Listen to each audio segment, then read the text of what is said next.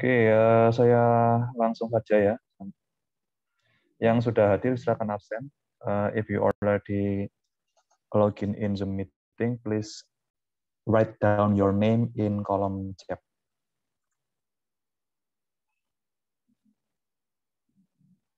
Sudah kelihatan belum?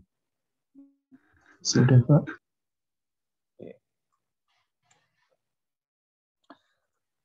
Okay, now we are going to continue our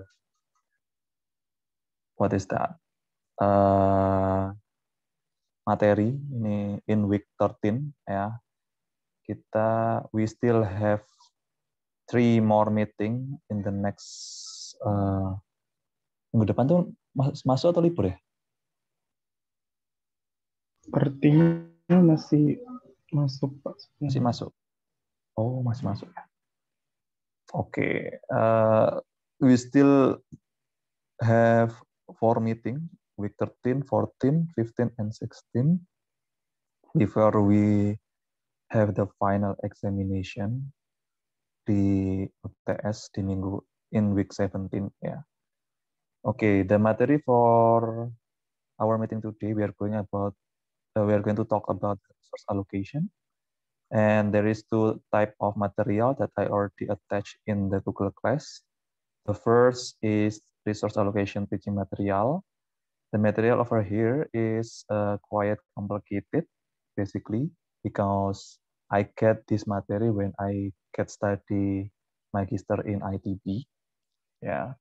So if you want to understand what actually you will going to learn when you transfer into the magister education, this is the material for you.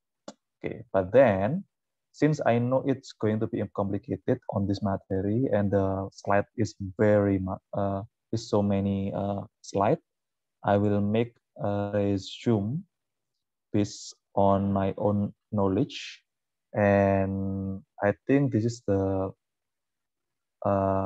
most easy way to understand the concept of resource allocations.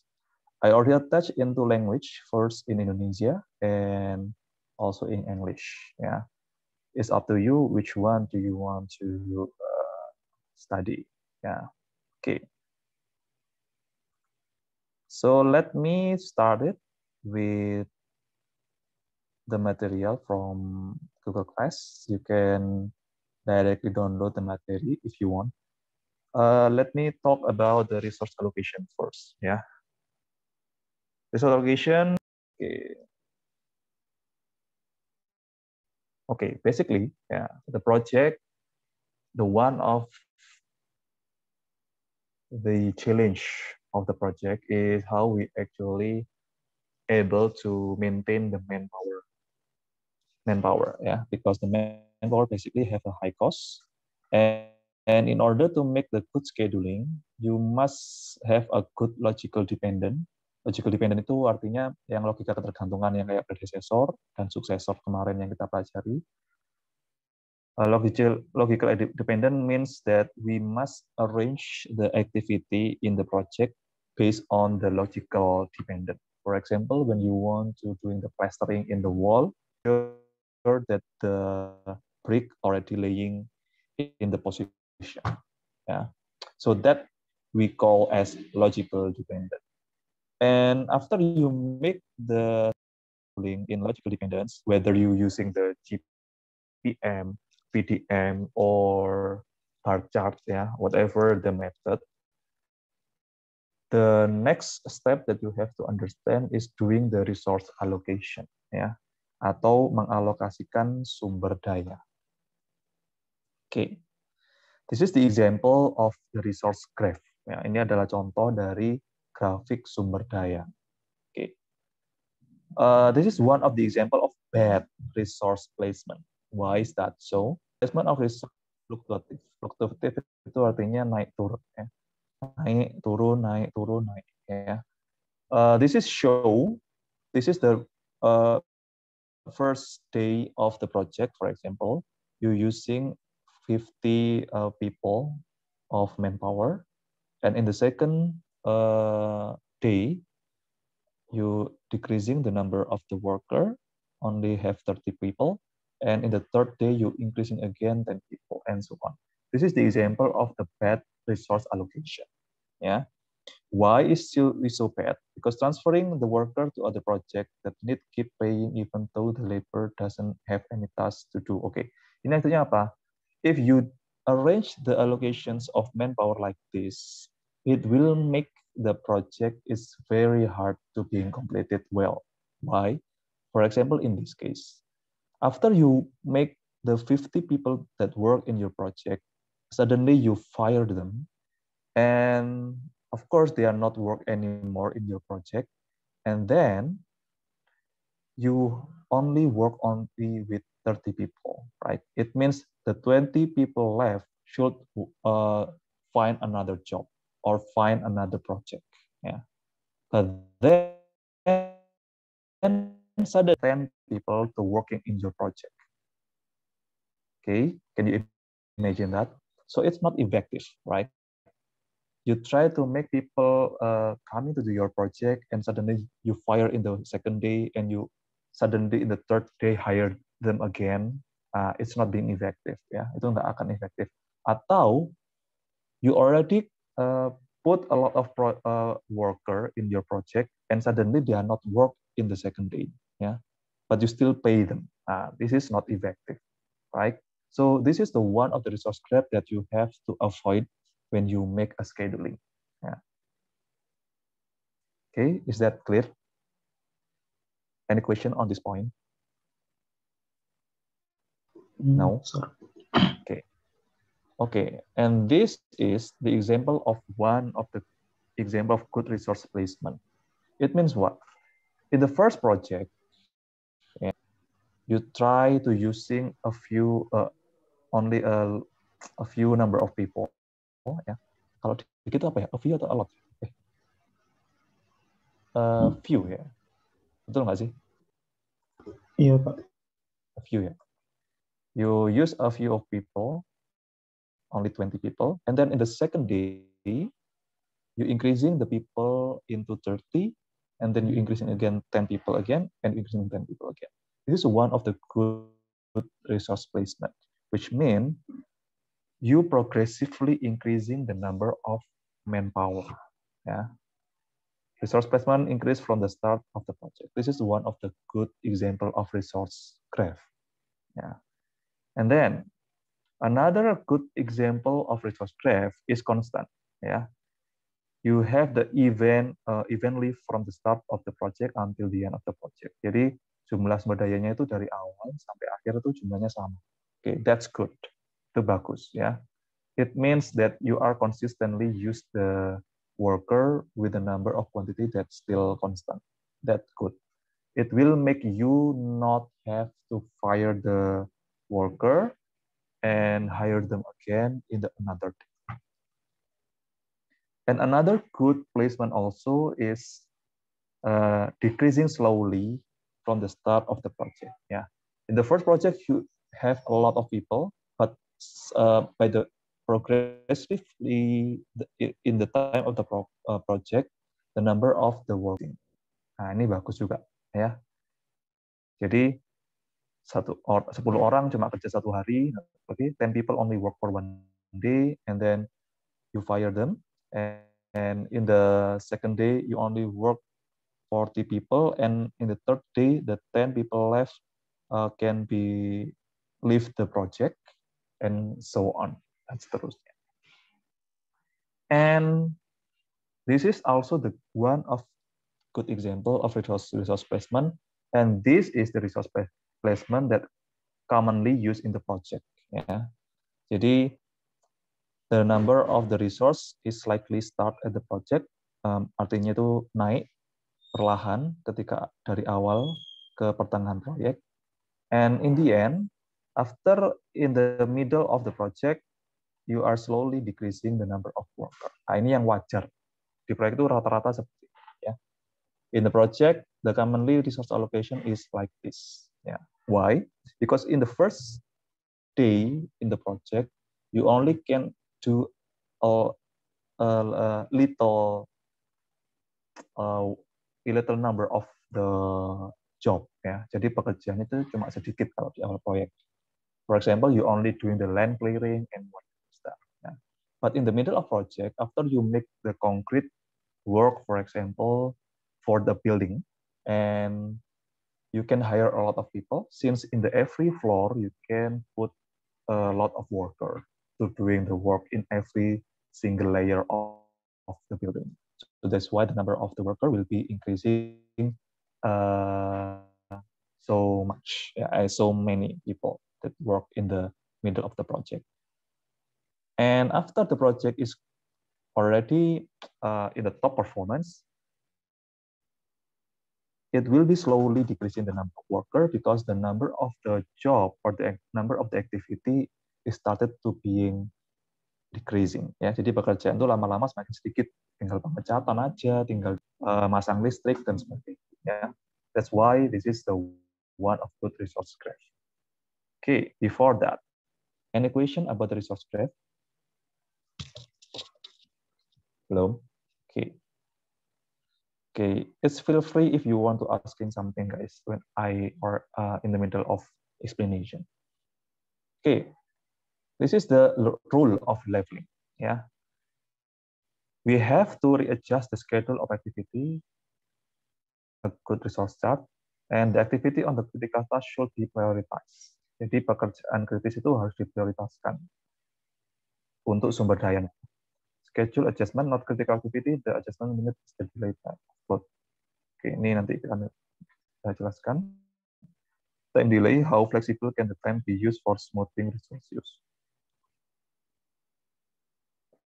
Okay, this is the rule when you want to doing the resource allocation. First, you have to allocate the activity that have the smallest total flow. Ya, total flow itu yang kita pelajari kemarin ya. Allocate for the work that has already started. Alokasikan pekerjaan pada pekerjaan yang sudah dimulai duluan. Allocate for the largest resource day. Alokasikan pada largest resource day itu artinya jumlah hari kerja, yaitu hari kerja itu adalah jumlah resource per hari dikalikan dengan durasi. The number of resource per day multiple with the duration of work. Okay, that's actually what we call as RD or resource day. And then allocate for the largest resource and allocate the allocation for the activity that precede the minimum resource day and follow the order. So this is the prioritize. The first prioritize is over here. It is the second one, third one, fourth one, and so on. Okay. Okay, resource relationship with duration. Okay, let me make the example. Right. I have the example. Okay. Plan the following resource scheduling with limited resource of 25 people per day. Okay. Kelihatan nggak ini? Sampai aktivitas. Ya. Kelihatan nggak? Okay, kelihatan ya. Okay, this is the example of resource allocation. We have the activity over here, we have the duration, and we have the predecessor. Okay, this is what actually you already learned in the previous meeting, right?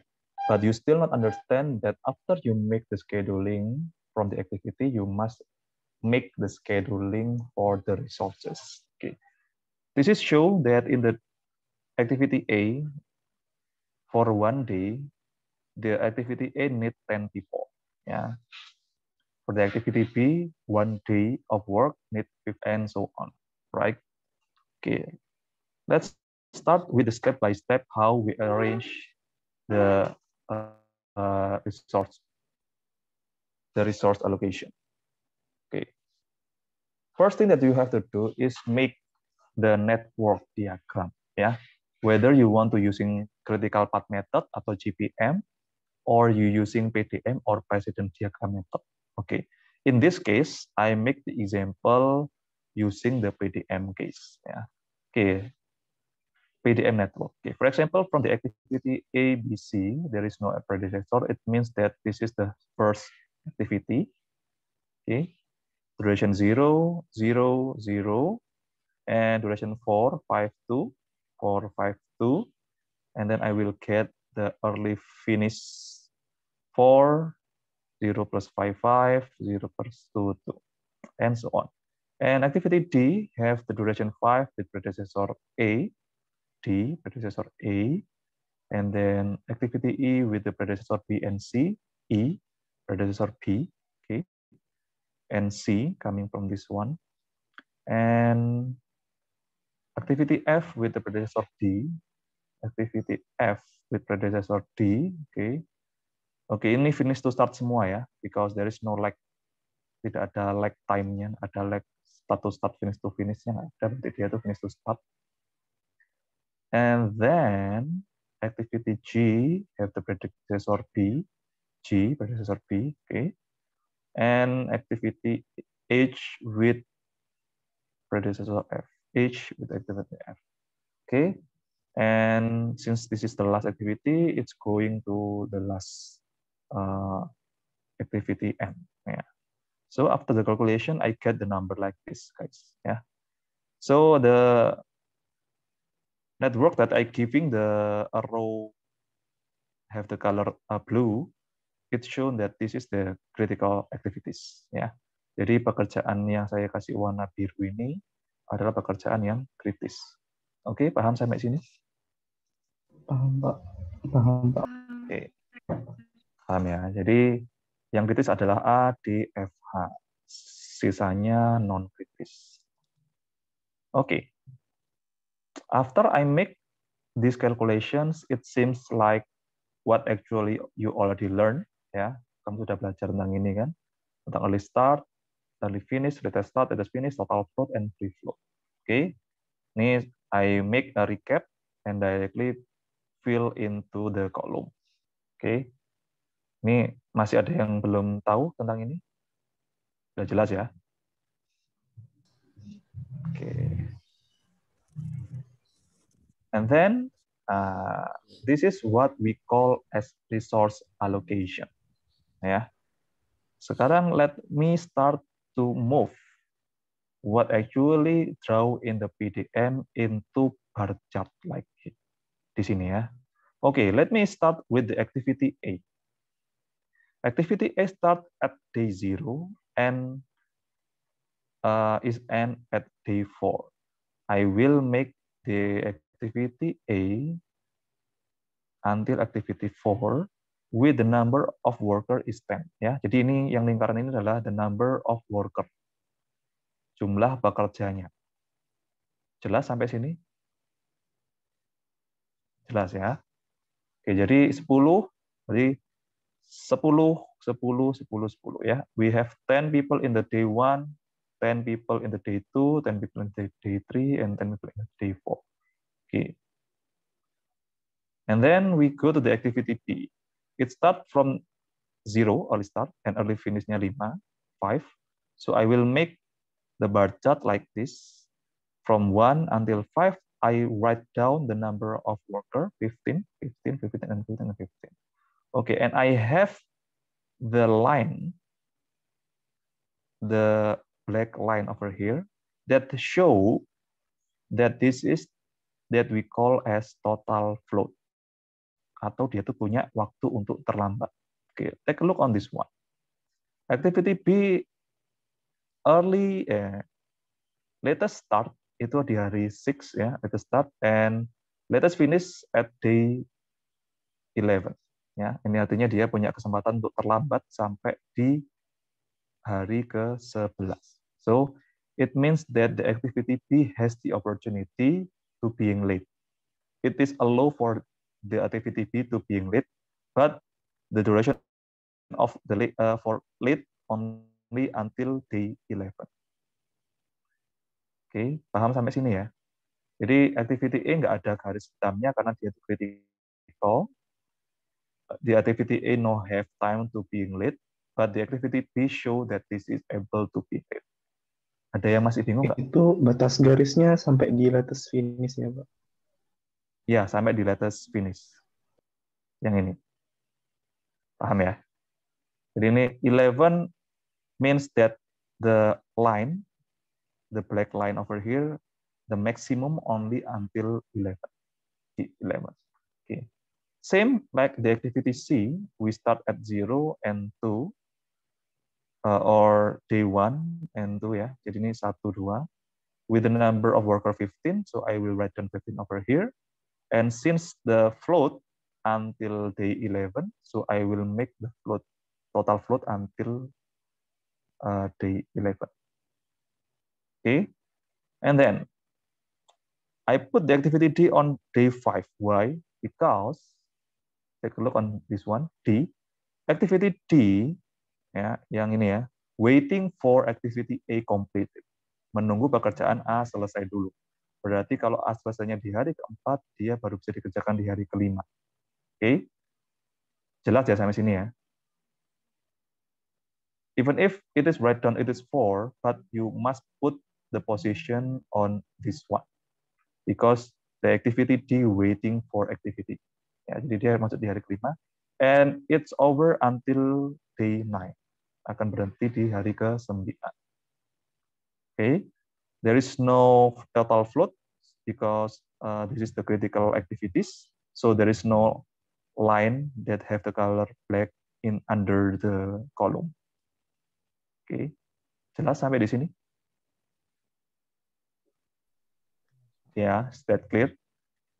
Kalau ada yang masih bingung, okay, ini agak memusingkan nantinya ya. And we go to the activity E. The activity E start at day 5 until day 9. So I will take over here ya. 5. Kemudian ini berhentinya di 9 ya. 5, durasinya 4 ya. 1, 2, 3, 4. 1, 2, 3, 4 ya. Complete at day 9. And then we see that activity E have the total float or have the time to be late until day 15. So I will make the black line under the column of E. So this activity have the opportunity being late until day 15. And we go to activity F. Activity F over here. It is complete at day 12. Ya, akan selesai di tanggal 12. Mulai tanggal and started from the day 9. So I will put in the day 10, 11, and 12.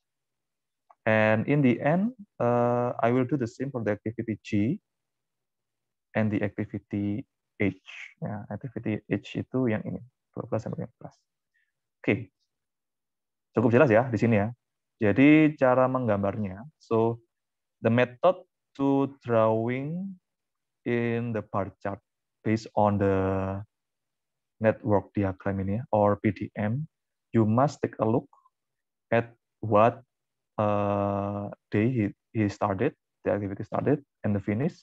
And if early start, early finish, latest start, latest finish have the same number like this, you will draw no line over here.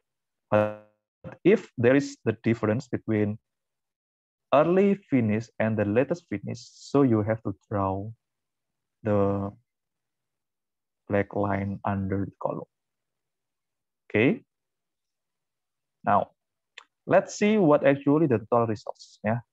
Based on the schedule that I already arranged, I know that in day 1, I will need 40 people. Okay. Anyone know how I can get 40? Ada yang tahu nggak dapat 40 dari mana? The sum of 120. Yeah, the sum of 10, 15, and 15. Yeah. Since the activity in day 1 consists of 3 activities, A, B, C. Jadi karena ada 3 kegiatan, jumlah pekerjaannya 40. Oke. Jadi ini jumlahnya semua ya. In the day 2, I get 40, day 3, 25, 25, 40, 40, 40, 40, 10, 10, 10, 10, and 10. Okay. Is that clear from this table? Any question? Saya mau bertanya, Pak. Silakan. Ini kan untuk yang garisnya itu di total float-nya, Pak.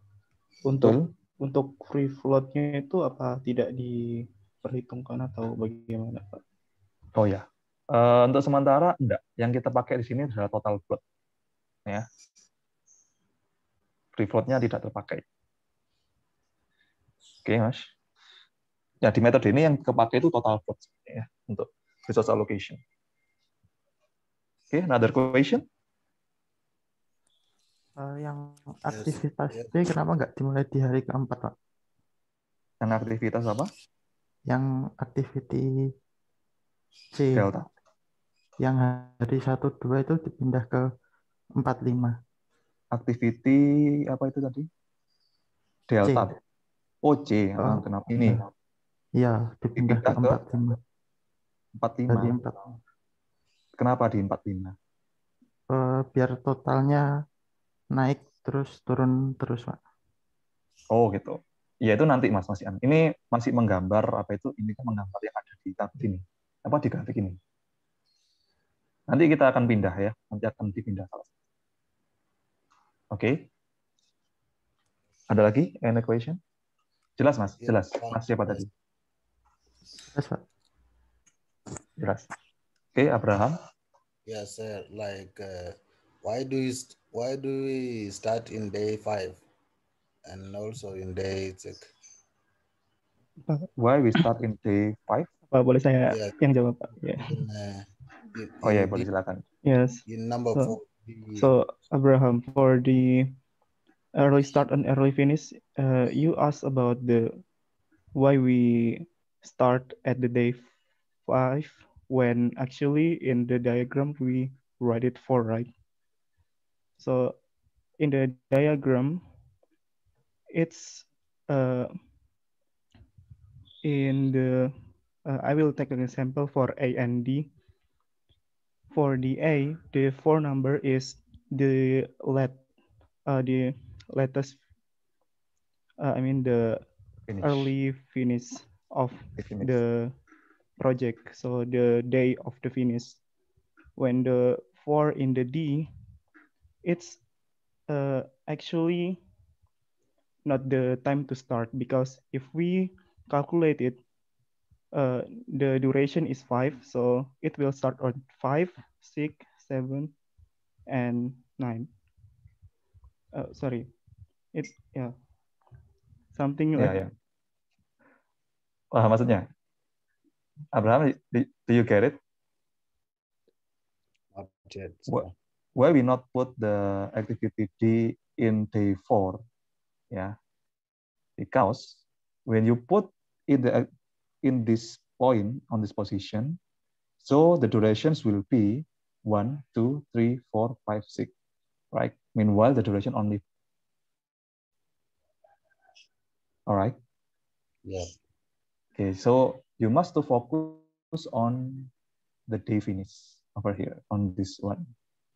Since this is finished at day 9, so you have to make sure that it is start from 5. Okay. Yeah. Because the duration is 5. Yeah, duration is 5, and then we have to plot early finish. So early finish it is 9. So we have to finish in day 9, right? Yeah. That's right.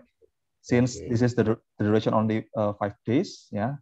And the activity D waiting for the activity A is complete. So it start in the day 5, right? Yeah. Now. Okay. Another question. Ada yang belum paham lagi? Ini agak panjang ini ya. Jadi di sini harus paham dulu. Okay, no question. Okay, let's go to the next slide. Okay, I get 40, 25, 40, 10, and so on. And I write, and I make the resource allocation. I still not translated. This is the resource graph, yeah, resource allocation for graph. See, based on the schedule that I make, the conditions of the resource graph is so bad, yeah. Why bad? First, because diagram is fluctuative, yeah. Many people increase again, and decrease. This is bad, yeah. You can make the graph is good as long as it is only going up one time and going down one time, ya, not for more than one. Ya, jadi yang bagus itu adalah boleh naik, tapi sekali naik, terus sekali turun, terus proyeknya selesai. But it is forbidden to you to make the resource allocations that fluctuative like this. Besides, selain itu, you 25 people in one day. Like the questions over here. You only have 25 people in one day. Jadi kamu cuma punya keterbatasan orang 25 orang per hari. So you have to make sure that people that work in every day not more than 25 people. Right? Paham sampai sini ya? Kasusnya tahu ya? Jadi ini kasusnya fluktuatif dan melebihi kapasitas pekerja yang kita miliki. Oke. Let's start one by one. In the step number 1. Okay. In the step number 1, this is the previous table that we already arranged, right? With the 40, 40. And then from this 3 activity, of course, there should be 1 activity or maybe 2 or maybe 1 of the activity that should be relocated in other day. Ya, harus ada yang diubah, dipindah di hari yang lain. Okay. Remember the rule of resource leveling. Ya, you must allocate for the smallest total flow. It means that you have to prioritize which activity that have the smallest total flow. Yeah. This is total float based on our calculation. And I take those total float and write down again in this column. Right now, in day 1, I want to move 1 of the 3 activity based on the activity A, B, or C. Right? So I take a look that total float from the activity A is 0. Remember, the activity that have the lowest number of total float should be prioritized. It means that this activity should not being moved.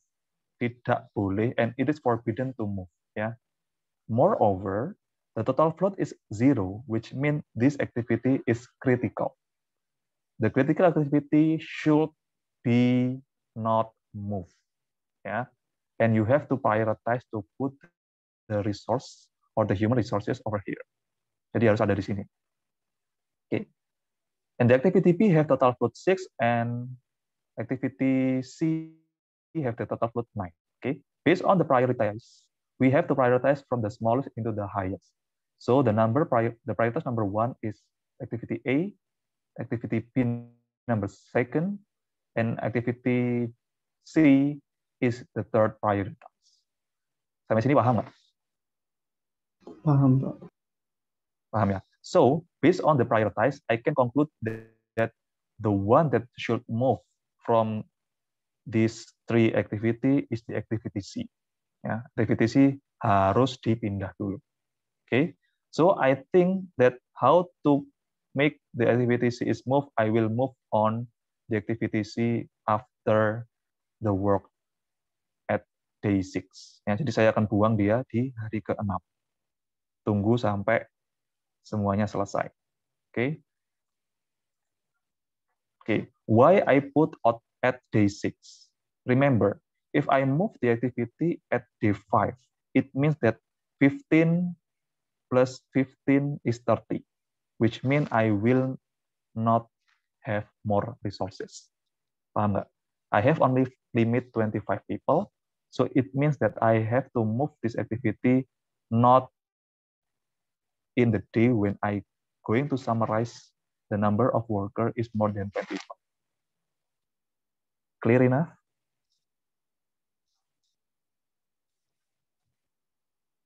Paham ya? Okay. So I will move on this day. Activity E postpone at day ini ya. Ini di kan. Kemudian in the step 2 ya, ini in the step 2 ini saya pindah ya. In the step 2 I will move from the position over here into day 6, and because activity C is moved ya, activity E postpone at day 8 because wait for activity C completed. Oke, jadi ingat ya.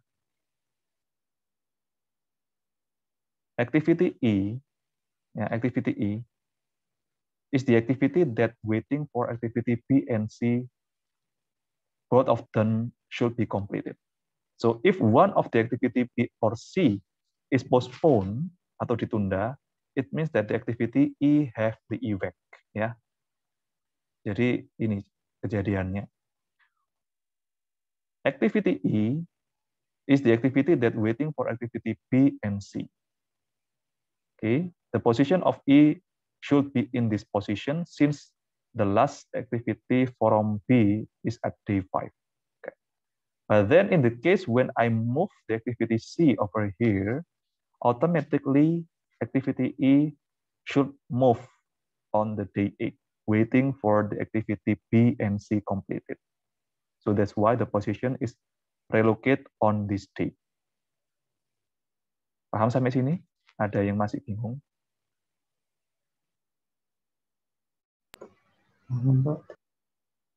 Paham ya?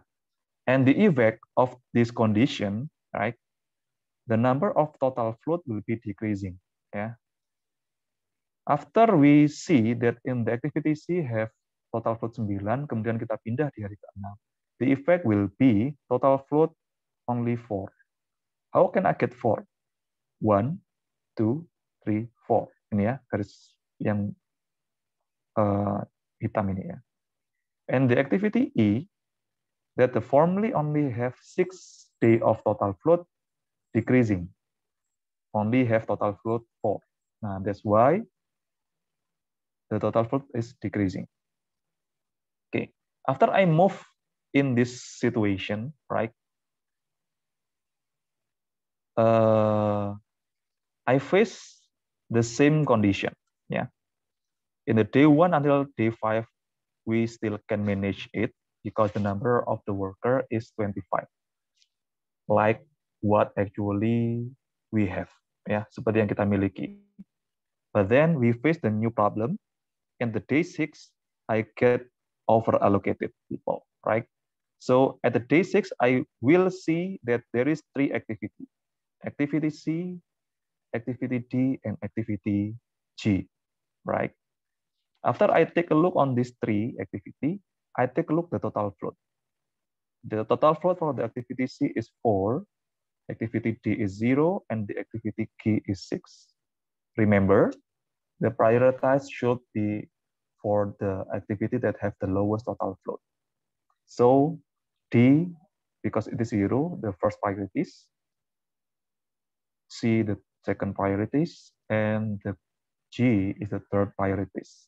So that's why I write down over here, the activity G must move. Clear enough? Yes, sir. Jelas? Okay. The questions will be, G ini akan pindah ke mana? Saya tanya. 4 terakhir, Pak. Ke 10. Ke 4 terakhir. 4 terakhir. Day 12. 13. Oke. Bukan gitu caranya ya. Metodenya itu adalah dia dipindah di hari ke sini. Di hari ke-8. Kenapa? Jangan sampai mengganggu 2 hari ini. Paham nggak maksudnya? Oh iya, Pak. Okay.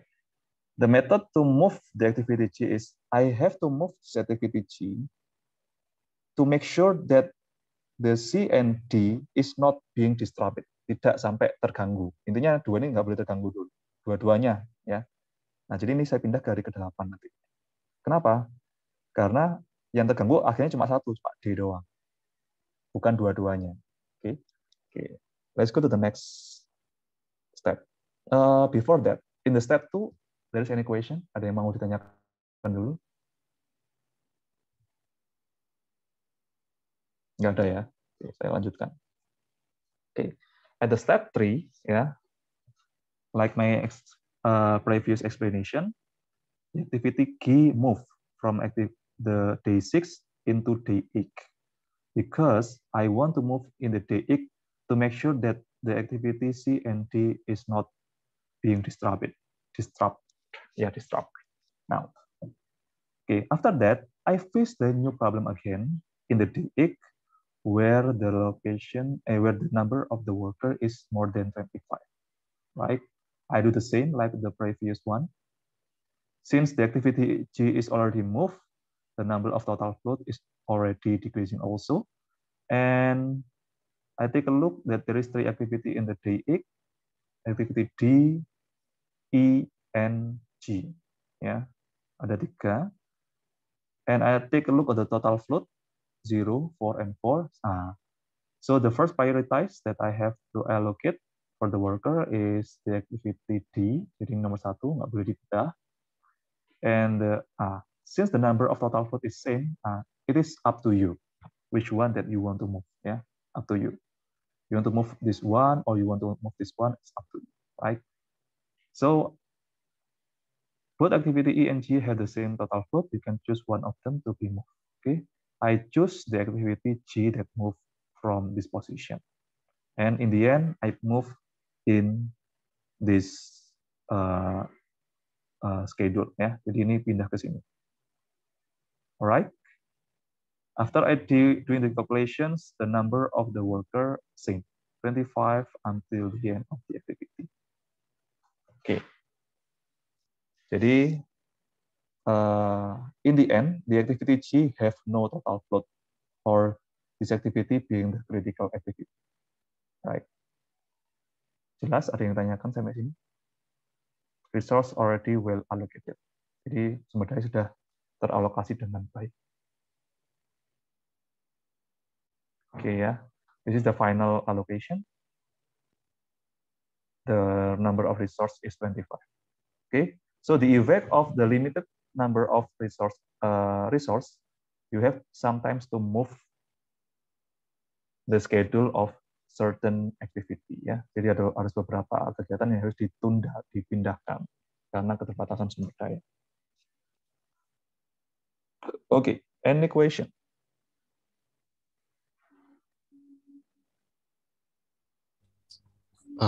Permisi Pak, mau tanya. Ya, silakan. Kita menentukan jumlah pekerjanya per hari itu berdasarkan produktivitas yang di AHSP atau bagaimana Pak? Oh ya, jadi itu berdasarkan produktivitas yang di AHSP, betul. Kan kalau di apa itu namanya menentukan jumlah pekerja kan kita kan ingat ya dulu ya. Iya Pak. Misal ya di AHSP itu, okay, for example, koefisien di AHSP itu kan misalnya 0,1 misalnya ya. Oke. Koefisien in AHSP 0,1. Berarti produktivitasnya berapa? 10. Iya, 10 ya. Dari mana 10? 1 dibagi 0,1. Koefisien ya. Misalnya ini pekerjaan pasangan bata ya. Ini pasangan bata. Bricklaying. Bricklaying work ya. Productivity for one people is 10 square meter per day. Betul nggak? Nah, sekarang in the case when you doing the bricklaying for example ya, 200 square meter. Ini sorry di sini aja lah ya. Ini punya volume kegiatan. Volume ada 200 meter persegi misalnya ya. Oke. Sekarang saya tanya, berapa lama kalau saya harus masak dengan 1 orang? 20 hari, Pak. Caranya? 20 hari. 20 days. 20 days ya. Jadi from 200 divided by 10 ya. Jadi durasinya adalah 20 days. Ya. Nah, sekarang you want to complete the project with the duration only 10 days. Jadi gimana caranya? Harus pakai berapa pekerja dong berarti?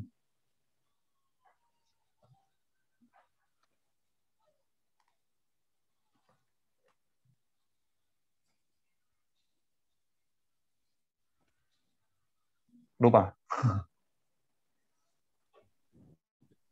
Oke, target duration. Okay, I will explain one more time. I have the bricklaying work, yeah, where the worker have the coefficient or index 0.1. It means that the productivity for one worker is 10 square meter for 1 day. Okay, the case is started when the worker should complete the work of bricklaying for 200 square meter. Based on the Helmi calculation, the worker will complete the work on 20 days. Yeah, where I get this number? Volume divided by the productivity. Remember? Ya, masih ingat kan ini kan? Now, but I don't want to waiting so long for 20 days to make this activity completed. I want only 10 days. Jadi solusinya gimana tuh kalau mau diselesaikan lebih cepat?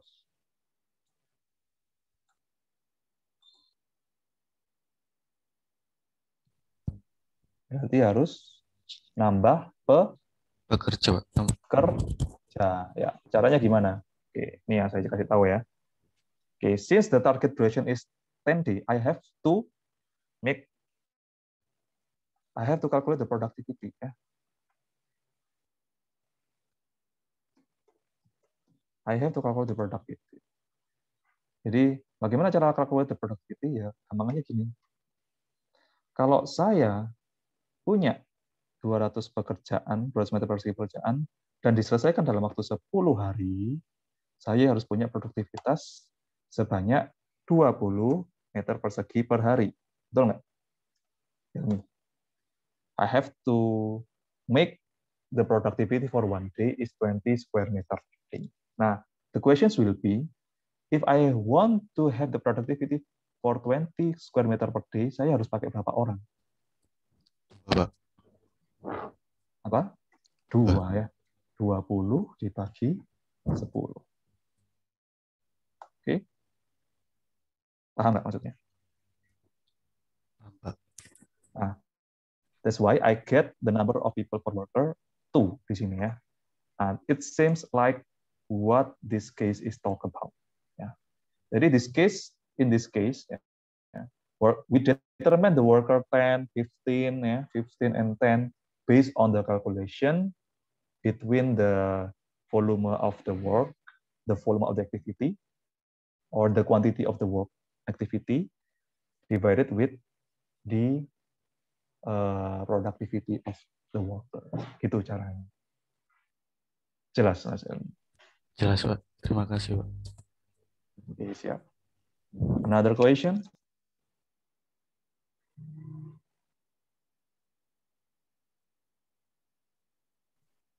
Oke. If there is no question, nah ini ada exercise. Question? No? Yeah, I have no, question. Oh ya, yeah. Siapa? Yeah, but like in activity G. Oke, kali ini? Yeah, but go on. How to know the location for activity G, because in first time we start for in day 6, so now we move from days 12. How to know location? Okay. Thank you. How to know we move the activity G on day 12? Right. Good question. Okay. Based on the case in the step 3, we see that the activity in day X consists of 3 activity D, E, and G, and I have to move on the activity G. Yeah, I have to move this activity until this activity is not disturbing the 2 other activity in the previous. You get my point? Yeah. Okay, so that's why I will move this on the last activity after the activity E complete. So that's why I move to over here. Okay. All right. Oh yeah, Pak. And that's why you have to move out at day 12. Oh yeah, Pak. Okay. Another question? Okay, it's a little bit confusing, yeah. But this is how actually you manage the resource in the project. Sometimes you have to being tolerate to change the schedule because the limit of worker that you have.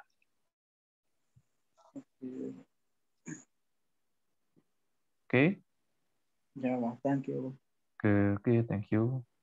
No question? Another question? No? Okay. Okay, guys, I have one exercise for you. Okay. Please try to answer how I make the resource allocations based on this case. Right? Silakan dicoba dikerjakan. Abis ini ada kuliah lagi? Ada Pak, nanti jam 9. Oh, jam 9. Oke, ini saya kasih waktu berapa lama enaknya?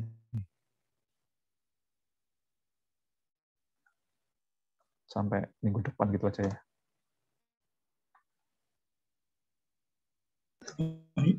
Oh ya Pak, dan ternyata untuk minggu depan libur Pak 1 minggu. Oh, libur. Maaf Pak, gitu. Kayaknya liburnya. Sampai dari tanggal 10 sampai tanggal 21 Pak liburnya. Oh gitu. Nggih Pak, soalnya sudah lebaran. Oh iya. Ya udah nanti habis lebaran aja lah sampai deadline-nya ya. Nggih. Ini ya nggak apa-apa. Ini saya yakin Anda akan kelimpungan ya kalau langsung hari ini. Karena ini harus memahami dulu step-stepnya. Oh ya, ini saya batasi aja case ini dengan jumlah resource-nya maksimal 7 ya.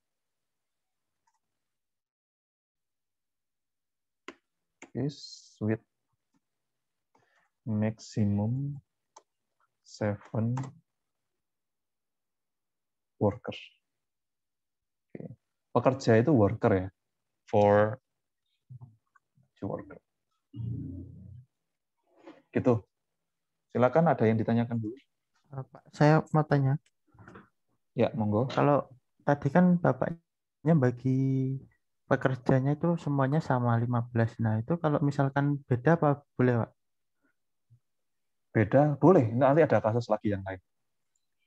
Jadi misal ini 15, ya, terus ini 10 gitu kan maksudnya. Iya. Terus ini 5 gitu ya. Bisa. Yang penting durasinya sama gitu Pak ya? Betul. Ada itu nanti nggak saya ajarkan di sini, itu diajarkan di MS Project. Oke, terima kasih. Itu agak kasus khusus itu ya. Betul, itu terkadang kayak gitu ya. Tapi intinya adalah ini